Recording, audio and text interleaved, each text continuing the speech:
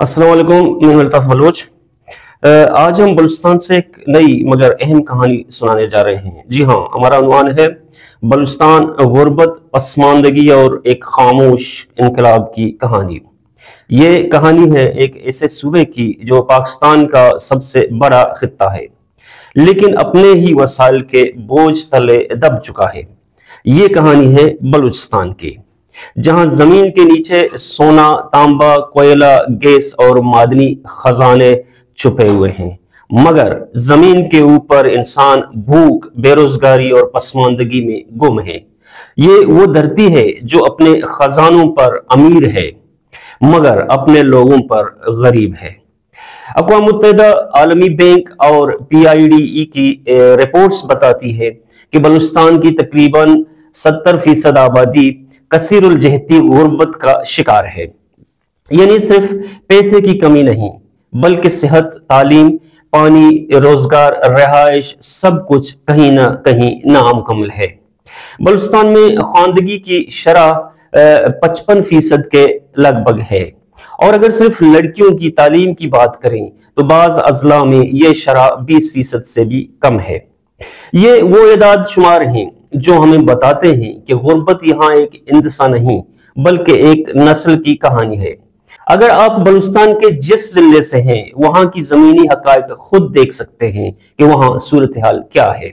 जहां स्कूल सरे से नहीं, अगर हैं भी तो उनके दरवाजे बंद हैं। जहां बिजली की तारें आधे किलोमीटर पर खत्म हो जाती हैं, बाज जगह में बिजली के तार और खंभों से लोग आशना भी नहीं है।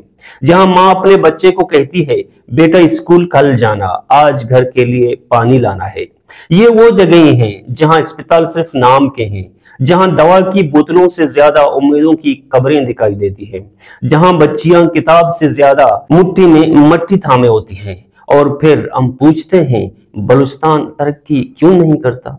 वजह सिर्फ एक नहीं, ये हुकूमती गफलत, नाकिस मनसूबाबंदी, सियासी कशमकश और बदमनी के तवील सायों की मुश्तरका पैदावार है।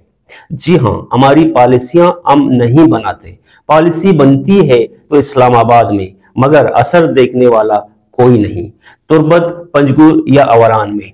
हम जानते हैं हमें किन चीजों की जरूरत ज्यादा है, और हमारी जरूरियात की लिस्ट वो बताते हैं जो हमसे, हमारी दुनिया से नाआशना होते हैं। और जब पॉलिसी जमीनी हकीकत को नहीं जानती तो नतीजा वही निकलता है जो हम देख रहे हैं। तरक्की के ख्वाब रेत के जर्रों की तरह हाथ से फिसल जाते हैं। फिर माहौलियाती आफतें, खुश्क साली, सैलाब, पानी की कमी, ये सब इस पसमानदगी को मजीद गहरा कर देते हैं। नजरीन, गुर्बत महज एक मुआशी इस्तिलाह नहीं रहा, ये एक मांग की आंख का आंसू है, एक उस्ताद की खाली कुर्सी है, एक नौजवान का अधूरा ख्वाब है। ये वो खामोश दर्द है जो ना खबरों में आता है, न तकरीरों में आपको सुनाई देगी, मगर हर गांव, हर चेहरे, हर सांस में बसता है। ये वो एहसास है जो एक पूरे सूबे के ज़मीर को झंझोड़ता है, मगर हम अक्सर इसे इलाकाई मसला कहकर भूल जाते हैं। लेकिन उम्मीद अभी मरी नहीं है। अगर तरक्की के फैसलों में मकामी लोगों की आवाज शामिल हो, अगर तालीम, खास तौर पर लड़कियों की तालीम पर सच्चा सरमाया लगाया जाए, अगर सेहत, पानी और तवानाई के मंसूबे निचली सतह तक पहुंचाए जाएं, और अगर शफाफियत को उसूल बनाया जाए, तो बलूचिस्तान वही बन सकता है जो फितरतन है, खजाने की सरजमीन, इज्जत की अलामत। ये सूबा सिर्फ वसाइल का नहीं, बल्कि एक अजीम इंसानी सरमाए का खजाना है, जिसे पहचानने की देर है। बलूचिस्तान की धरती खामोश है, लेकिन इसकी खामोशी एक चीख है जो सुनाई नहीं देती।